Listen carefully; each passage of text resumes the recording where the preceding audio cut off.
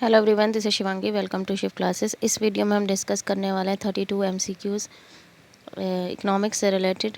तो पहला क्वेश्चन है हमारा, what does the term marginal in economics mean. Economics में मार्जिनल का मतलब क्या होता है? तो मार्जिनल का मतलब होता है एडिशनल। ठीक है, जैसे होता है मार्जिनल रेवेन्यू, मार्जिनल प्रोडक्ट, तो उसका मतलब क्या होता है कि एक्स्ट्रा प्रोडक्ट या एक्स्ट्रा रेवेन्यू, एडिशनल रेवेन्यू, ठीक है, जो हो रहा है। नेक्स्ट क्वेश्चन है आपका, विच of the following must be true when the marginal is negative. जब मार्जिनल नेगेटिव होता है, चाहे वो मार्जिनल प्रोडक्ट हो, मार्जिनल रेवेन्यू हो, ठीक है, अगर मार्जिनल रेवेन्यू या मार्जिनल प्रोडक्ट क्या है, नेगेटिव है, तो क्या चीज़ सही है? द एवरेज इज़ पॉजिटिव, तो जो एवरेज है वो पॉजिटिव होगा या नेगेटिव होगा, या टोटल डिक्रीज़ होगा या टोटल नेगेटिव होगा। तो जब एमपी नेगेटिव होगा तो जो टोटल प्रोडक्ट है, हम एमपी और टीपी का एग्जांपल ले रहे हैं, तो टीपी जो है वो डिक्रीज़ होने लगता है। जहाँ पे एमपी इक्वल टू ज़ीरो होता है वहाँ टीपी हाईएस्ट होता है, ठीक है, मतलब मैक्सिमम होता है। उसके बाद जो टीपी है वो डिक्रीज़ होने लगता है। क्यों? क्योंकि एडिशनल जो आउटपुट है, एडिशनल जो प्रोडक्ट है वो क्या होने लगता है, गिरने लगता है, ठीक है, नेगेटिव होने लगता है, तो टीपी डिक्रीज़ होने लगता है। तो इसका करेक्ट आंसर है option number C. Next question है, यूटिलिटी जनरली रिलेटेड टू। तो ये तो बहुत ईजी है क्वेश्चन। यूटिलिटी का मतलब क्या होता है? सेटिस्फैक्शन, जिसे हम उपयोगिता बोलते हैं हिंदी में। नेक्स्ट है, what is the law of defined demand curve to slope downward known as. अब किस लॉ की वजह से जो डिमांड कर्व है वो डाउनवर्ड स्लोप जाना जाता है? किसकी वजह से? डिमिनिशिंग मार्जिनल यूटिलिटी की वजह से। नेक्स्ट क्वेश्चन है, what why are the difference curve convex to the origin. जो इंडिफरेंस कर्व है वो कन्वेक्स होता है ओरिजिन की तरफ, ठीक है, आईसी कर्व ऐसा होता है, ठीक है, ये कॉन्वेक्स शेप है। क्यों होता है? दो गुड्स जो हैं वो परफेक्ट कॉम्प्लीमेंट्री गुड्स हैं इसलिए, या दो गुड्स जो हैं वो इम्परफेक्ट सब्स्टिट्यूट हैं इसलिए, या दो गुड्स जो हैं वो परफेक्ट सब्स्टिट्यूट्स हैं इसलिए। तो इसका जो सही आंसर है वो है ऑप्शन नंबर बी, क्योंकि कॉम्प्लीमेंट्री के केस में जो आईसी होता है वो एल शेप्ड होता है, ठीक है। नेक्स्ट क्वेश्चन है आपका, when the marginal utility is equal to zero what will the total utility. अभी मैंने मार्जिनल प्रोडक्ट का एग्जांपल लिया था, तो वही मार्जिनल यूटिलिटी केस में भी होगा। अगर मार्जिनल यूटिलिटी ज़ीरो है तो टोटल यूटिलिटी मैक्सिमम होगी। क्या होगी? अपने मैक्सिमम पॉइंट पर। उसके बाद मार्जिनल यूटिलिटी नेगेटिव होने लगेगी तो टी जो होगा वो डिक्रीज़ होने लगेगा। तो यहाँ का जो सही आंसर है वो है option number A, maximum. Next question है, which of the following is the basis of diminishing marginal utility. तो इसमें से जो है डिमिनिशिंग मार्जिनल यूटिलिटी के लिए कौन सा करेक्ट है? Law of demand, law of return, law of supply, या नन ऑफ द अबव। तो इसका करेक्ट आंसर है law of demand. Next question है, a consumer is in equilibrium when the marginal utility are. अब एक consumer है वो equilibrium में होगा जब मार्जिनल यूटिलिटीज़, मतलब दो गुड्स को यूज़ कर रहा है वो, ठीक है, दो कमोडिटी का यूज़ कर रहा है। तो जब कब होगा उसको इक्विलिब्रियम? जब दोनों की मार्जिनल यूटिलिटी क्या होगी? इक्वल होगी, ठीक है, जब दोनों की मार्जिनल यूटिलिटी इक्वल होगी। तो ऑप्शन नंबर बी इसका करेक्ट आंसर है। नेक्स्ट क्वेश्चन है, why is consumer spending restricted. तो जो कंज्यूमर की स्पेंडिंग है वो रिस्ट्रिक्टेड क्यों होती है? Due to utility maximisation, due to the budget constraint, due to the demand curve, और due to the marginal utility. तो एक भी कंज्यूमर, या आप अपने आप को ही लेके चलो, आप स्पेंडिंग रिस्ट्रिक्टेड क्यों होती है? क्योंकि आपके बजट कंस्ट्रेंट की वजह से। तो इसका करेक्ट आंसर है option number B. Next question है, when M U is positive what happen to T U. जब एम यू पॉजिटिव है, ठीक है, अब मार्जिनल यूटिलिटी क्या है? पॉजिटिव है, तो टी यू क्या होगा? It increases. जब मार्जिनल यूटिलिटी जब तक पॉजिटिव है जब तक वो इंक्रीज़ होगा। जब मार्जिनल यूटिलिटी ज़ीरो हो जाएगी तो टी यू मैक्सिमम होगा, और जब एम यू नेगेटिव होने लगेगा तो टी यू डिक्रीज़ होने लगेगा, ठीक है। नेक्स्ट है, who gave the cardinal concept of utility. तो कार्डिनल कॉन्सेप्ट ऑफ यूटिलिटी किसने दिया था? मार्शल ने दिया था कि भाई हम यूटिलिटी को मेज़र कर सकते हैं किस में? यूटिल में। उन्होंने एक यूनिट दी थी कि हम जो यूटिलिटी है उसको नाप सकते हैं यूटिल्स में। और ऑर्डिनल यूटिलिटी किसने दिया था कंसेप्ट? वो आपको बताना है, जिसमें प्रेफरेंस दी जाती है। Which is the first law of Gaussian. Gaussian का फर्स्ट लॉ कौन सा है? तो गॉसन का फर्स्ट लॉ है law of diminishing marginal utility. Second law of जो है गॉसन का वो है इक्वी मार्जिनल यूटिलिटी।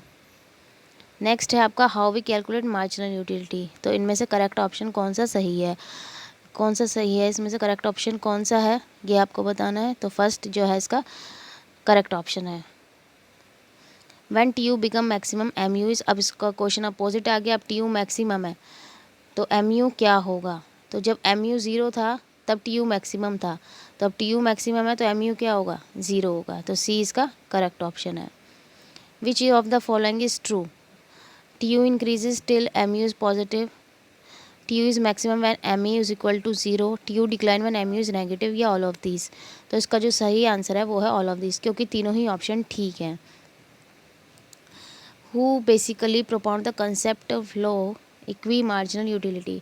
बेसिकली जो प्रोपाउंड किया था concept of law equi marginal utility, ठीक है, वो किसने दिया था, रिकार्डो ने दिया था। ठीक है, जो बेसिकली प्रोपाउंड किया था वो किसने करा था, रिकार्डो ने। वैसे गॉसन का आता है फर्स्ट और सेकंड लॉ, लेकिन अगर बेसिकली इसके पूछा जाएगा किसने किया था पहले, तो रिकार्डो ने। नेक्स्ट है which of the following is demand function. तो इन इक्वेशन में से डिमांड फंक्शन कौन सा है, तो सी ऑप्शन करेक्ट आंसर है इसका। नेक्स्ट है for normal goods law of demand state that relationship between price and quantity. Normal good के केस में प्राइस और क्वांटिटी में कैसा रिलेशन होता है, इनडायरेक्ट रिलेशनशिप होता है, एक बढ़ता है तो दूसरा घटता है। नेक्स्ट है which of the following is formula for measuring elasticity of demand. तो इलास्टिसिटी ऑफ डिमांड का सही फॉर्मूला क्या है, आपको ध्यान रखना है कि डिमांड क्या होता है, न्यूमरेटर में होता है, प्राइस डिनोमिनेटर में होता है, प्रोपोर्शनेट चेंज हम देखते हैं। तो जो उसका करेक्ट ऑप्शन है वो है option number A, proportionate change in demand divided by proportionate change in price. For Giffen good price elasticity of demand. अब price elasticity of demand Giffen good के केस में कैसी होती है, पॉजिटिव होती है, क्योंकि गिफिन गुड के केस में लॉ ऑफ डिमांड नहीं लगता है, प्राइस बढ़ता है तो गिफिन गुड की जो डिमांड है वो इंक्रीज़ होती है, और अगर प्राइस का क्या होता है, डिक्रीज़ होता है तो उसकी डिमांड डिक्रीज़ होती है। अब ये फिगर आपको दे रखी है, अब इसमें से पूछा गया है कि कौन सा ऑप्शन करेक्ट है इसके लिए, कौन सी डिमांड ये दिखा रहा है, हाई इलास्टिक, परफेक्टली इलास्टिक, या इनइलास्टिक डिमांड। तो प्राइस वही है, डिमांड कम ज़्यादा होएगी, ठीक है, कभी कम होगी कभी ज़्यादा। तो इसका जो करेक्ट आंसर है वो है option number B, perfectly elastic demand. तो परफेक्टली इलास्टिक डिमांड कब होती है, जब डिमांड इक्वल टू इन्फिनिटी होता है। नेक्स्ट है which of the following show elasticity less than one. तो लेस देन वन जो होगी वो किन की होगी, इलास्टिसिटी लेस देन वन किस गुड की होगी, लग्जरी की, कंफर्ट्स की, या नेसेसिटी गुड्स की। तो किस गुड की होगी जो इलास्टिसिटी लेस देन वन होगी। तो इसका करेक्ट ऑप्शन क्या है, तो इसका करेक्ट ऑप्शन है ऑप्शन नंबर ए। नेक्स्ट है which method elasticity of demand is measure. तो किन किन मेथड से जो है इलास्टिसिटी ऑफ डिमांड मेज़र की जाती है, टोटल एक्सपेंडिचर, परसेंटेज और प्रोपोर्शनेट मेथड, या फिर पॉइंट मेथड, या ये तीनों। तो इसका करेक्ट आंसर है D. Who propound the percentage और proportionate method of measuring elasticity of demand. तो किसने दिया था परसेंटेज मेथड डिमांड का, इलास्टिसिटी का, फ्लक्स ने। फिर आपको ये मैच दे रखा है तो आपको करेक्ट ऑप्शन के साथ मैच करना है, ठीक है। 5 है आपके पास, तो हम देख लेते हैं। इनइलास्टिक दे रखा है, सब्स्टिट्यूट गुड दे रखा है, इंडिफरेंस कर्व, तो फोर्थ का तो ई हो गया, ठीक है, फोर्थ का क्या हो गया, ई। इंडिफरेंस कर्व कभी एक दूसरे को कट नहीं करते हैं। Law of equi marginal utility Gossen का सेकंड लॉ है, ठीक है। तो और Marshall utility analysis, inelastic demand for essential good, और सब्स्टिट्यूट गुड का क्या बचा, क्रॉस डिमांड, ठीक है। तो ये इनके करेक्ट ऑप्शन है। नेक्स्ट है इंडिफरेंस कर्व का इंट्रोड्यूस किया गया था किसके द्वारा, तो एजवर्थ के द्वारा। नेक्स्ट क्वेश्चन है consumer is in equilibrium. Consumer कब इक्विलिब्रियम में होता है, जब मार्जिनल यूटिलिटी ऑफ जो एक्स है, ठीक है, वो उसके बराबर होगी, प्राइस के बराबर होगी।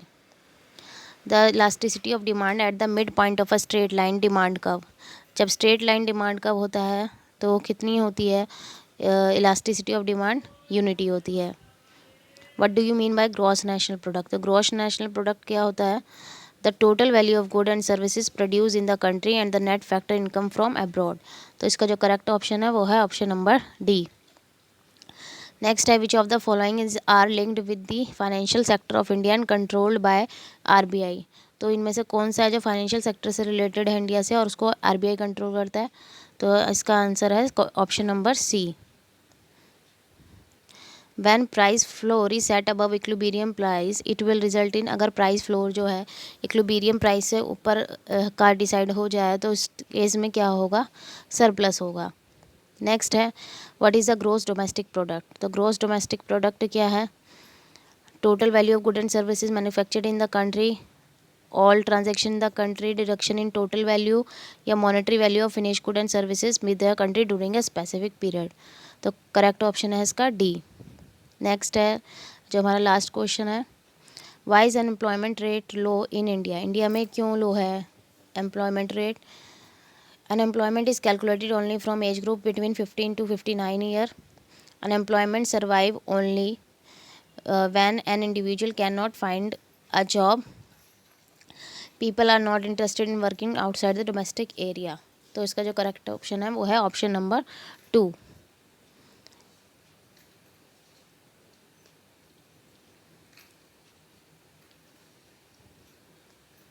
तो ये थे आपके क्वेश्चन। आई होप आपको इनसे हेल्प मिलेगी एग्ज़ाम में। अगर वीडियो अच्छी लगी हो तो like it, share it and subscribe my channel. Thank you.